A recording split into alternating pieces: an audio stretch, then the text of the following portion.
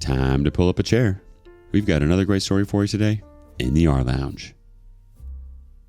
Imagine being disowned by your parents because you were born with the audacity to be a boy. Fast forward a couple of decades, and now these very parents want a piece of your success pie. Intrigued? Let's dive in today in the rLounge. Parents disowned me because I'm a boy.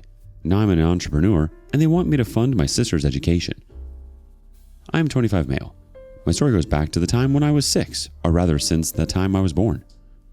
I'm the third and youngest child of my parents. We were not rich, but my parents made decent money to raise 3 kids.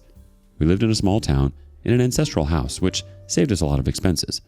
Grandparents owned a farm that sufficed a significant portion of our kitchen needs. Dad is a truck driver and comes home every 3 to 4 days. Mom works as a waitress. My parents already had 2 daughters when they conceived me. I was the unplanned one, and you know the sentiments of the parents when an unplanned child pops up. Obviously, I didn't know all about this as a kid, but as I grew up, I started understanding these terms in bits and pieces, and it wasn't pleasant to know that I'm unwanted. My parents wanted to get rid of me, but the doctor advised against it because it could have led to some major health concerns for my mother. My parents, especially my mother, wanted a girl. Her reason was very simple. She wanted me to use the discarded clothes of my elder siblings so that she didn't have to buy new clothes for me. My 2 elder sisters had a year of age gap, so they pretty much had the same size clothes interchangeably. It was fun for them. However, when I was born as a boy, my parents were disappointed. They hated my guts. They dressed me in girls' clothes and even sent me to school with my sister's discarded uniform. It was just so embarrassing for me as a kid. Though I was very small at the time, I still have a blurred memory of how I was being bullied for wearing a girl's uniform and long hair. If I even complained about it, all I got was a thrashing from my mom. I grew up hearing nothing but abuse and harsh words from my parents, most of which I didn't used to understand then, and when I understood, I hated my parents. Dad was still better than Mom, but he used to be away for most of the days and was flaky in nature. On some days, I thought he was neutral between all 3 of us, and on some days, he behaved as evil as Mom, if not more. I won't say I was a saint kid. I used to revolt when I started understanding their biases towards me and my sisters. They always got the best of everything, and I got their leftovers. So I started being evil to them because as a kid, I held them responsible for my misery. Yes, I was grounded for my actions, sometimes quite severely. I had to make my own breakfast and was left without dinner on many occasions. I understand the pleas of a 6-year-old going through this. There was one incident that I remember quite vividly, and I think that was the game changer of my life. That day or that week, I don't remember exactly. I was being severely bullied in the playground for dressing up like a girl. I came home and found that my mom had brought home some new clothes for my sisters for the holidays, and bam! I took a pair of scissors and cut them into confetti. I know I was wicked and I'm not proud of what I did, but I was 6, subjected to trolling because of my parents. It came from a place of pain and not evilness. Instead of understanding my pain, my parents considered that to be a sin that deserved the strictest punishment of all. They put me up for adoption. They waited for a month, but there were no takers, and that anger was also unleashed on me. I was constantly told how useless I am, that no one wanted to have me. There were times I heard my mom saying, "I wish I had a gender checked. I would have never got him into the world." It haunts me to know that my parents hate me so much, and for a reason that is not in my control. After some time, when there was no response from my adoption, they started talking about this to their friends and relatives. Dad had known someone next to town who ran a food van with his wife. They were relatively poorer than us, but wanted a child. They were in their late 30s and had been trying for a child for more than a decade, but there was no luck. Dad spoke to them and they readily agreed to adopt me. I remember that moment when Dad broke this news to Mom and my sisters. They were delighted and joyous to get rid of me. Dad also gave a disclaimer that they were poor and that I might never be able to attend school. Mom rolled her eyes and said, "Who cares? Just drop him there tomorrow." I stood there numb at the corner, holding the curtain. No matter how much I hated my family, I was scared and hurt having to leave them. I had tears in my eyes, but I didn't cry out loud. They were so happy enjoying the moment that they forgot I was there. When Dad saw me in tears, he came forward, rubbed my back, and said, "Pack your stuff. We'll leave tomorrow morning to your new family." I cried out loudly when he said this, but I realized it was going on deaf ears. So I went to my room, packed my stuff, praying that my new family was less wicked. The next day, Dad drove me to the next town. I don't exactly remember the emotions I was going through, but I wasn't crying. Maybe I was just numb when leaving the house and throughout the drive. My new family was indeed poor. They had a tiny house with 1 room. They had renovated the storehouse into my room. I had no complaints because they at least made an effort to provide me with a room. I never had my own room or a bed.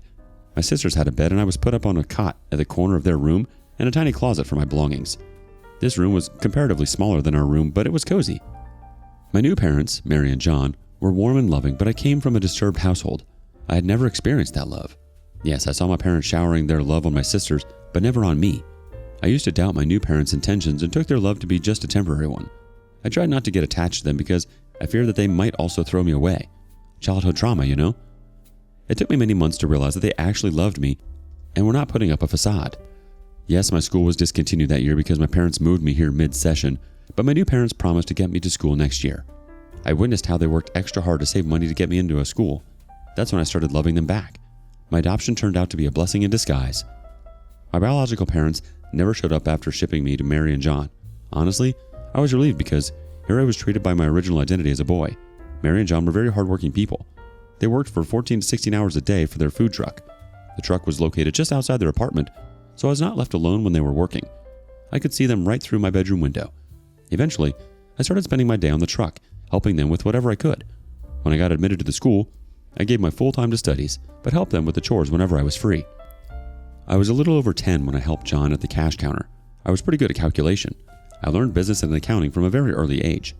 After high school, I wanted to run their business full time, but they both insisted that I complete my college education first. They funded it with their savings. They were getting too old and weak to run a food truck. I wanted to take their responsibility the way they took mine, but they assured they can manage for a few more years and I should pursue college. I studied business and accounting in college because I ultimately wanted to be an entrepreneur. Our graduation day was the happiest day of my life. John and Mary were over the moon. They even asked my biological parents to attend the convocation, but they didn't turn up. After college, I wanted to run the food van and let Mary and John retire, but they had planned something else for me. They had accumulated handsome savings and he handed that over to me. I was overwhelmed with his gesture. He said they can survive on their own for a few more years, but they didn't want to drag me into this. He gave me the money to start a business of my own. I didn't want to blindly waste his money, so I used my business knowledge. I hunted for a small local eatery at a good location that was struggling for sales. I pitched it to the owner to lease out to me on a profit-sharing model. After several rejections, I got one. I started it from scratch, renovated the place and menu according to the millennials and Gen Z's tastes, and gave the best services to the customers. The sales rocketed within a year, and I made 2 times profit on the investment. 4 years into this, and now I have 3 cafes in the town running successfully. I upgraded Mary and John to a better apartment. I got a tiny place for myself. I have been living with them until now. I asked them to get rid of their food truck and enjoy their retirement, but they insisted on continuing it for their happiness. When I left the house with my suitcase, I never imagined myself to be a college graduate, but here I am running restaurant chains in the town. Fast forward to last month. It was a usual day at work. I was busy at the cash counter of one of the restaurants when I saw a familiar face. I felt as if I saw a ghost. It was my biological father. I was seeing him after almost 2 decades. He looked pale and weak. He walked with a wide smile across the counter and hugged me. There were customers in the store, so I didn't say anything and took him to the corner. His face brought back all the harrowing memories of my childhood. I wouldn't have been able to write such details about my past if they didn't reappear in my life. He said he was so happy and proud to see me successful in life. I didn't know what to say. I stood there numb. He said he was passing by and met John, who told him about my successful venture. He said he would get my mom on the weekend.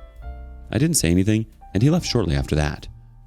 After wrapping up my day, I went to John and told him that I didn't want to meet my biological parents who disowned me for being a boy. They knew about my distressed childhood. I wanted to run away and hide somewhere on the weekend, but Mary insisted that I forgive my parents and move on. I agreed to meet them on the condition that Mary and John should be present with me. So, my biological parents arrived at John's house. I thought they would apologize for what they did to me, but I tell you they had zero remorse. Instead, they counted the favors on me. Mom said I should be thankful to them that they found such good parents for me who raised me to be a successful individual.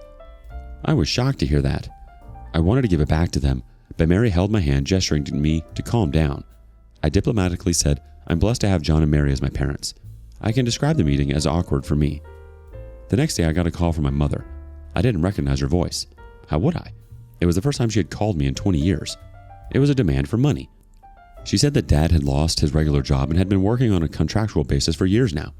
She had also lost her job because apparently no restaurant needs a 50-year-old waitress.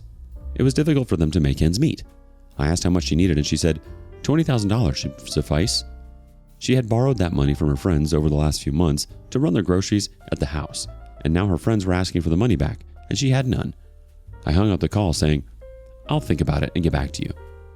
Now the thing is, no matter how much I hate them, I feel bad that people are chasing them for money. Sometimes, I feel she's just exploiting me, but What if they genuinely need help? I feel bad for letting them go through the embarrassment even though I had the money. 2 things. 20 grand for groceries over the last few months? That's absurd.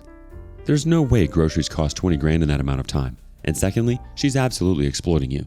She's finally contacting you over all these years, not to show remorse and ask for forgiveness, but to ask for money. You absolutely don't owe them anything. They never did you any favors. They treated you like garbage. They didn't give you the respect of treating you like a human being. They should be ashamed of themselves. And thirdly, Mary shouldn't have asked you to forgive people like them so easily. There's a lot of trauma there, and it's not for her to decide what's best for you or who you should or shouldn't let into your life. Update 1. Thanks for all the comments and kudos. I got quite mixed reactions from the people regarding helping out my mom with $20,000. I then discussed it with Mary and John. Mary was happy that I was considering helping my parents, but she also cautioned me to be vigilant. John said it was my money, so I should take the decision. He also had the same fear as me that what if they were trying to misuse my emotions? After thinking a lot about it, I agreed to take this first and last bet on my biological parents and made the transfer to her account. I did feel good that I was able to help out my family even though they were mean to me, but I was wrong. Perhaps I should say I was right, because I dreaded they were going to exploit me financially, and they are indeed trying to. A week after sending the money, Mom called me again. I responded with mixed feelings. She thanked me for the help and then said, "Your sisters want to meet you, so when do you think you can make it?" At that moment, I really felt that my family wanted me back.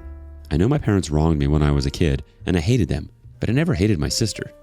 Maybe as a small kid, I would have done some evil things to them, but after I grew up, I never held them responsible. It wasn't their fault. Sometimes, I even thought that my parents got rid of me because they were poor and not because they were evil.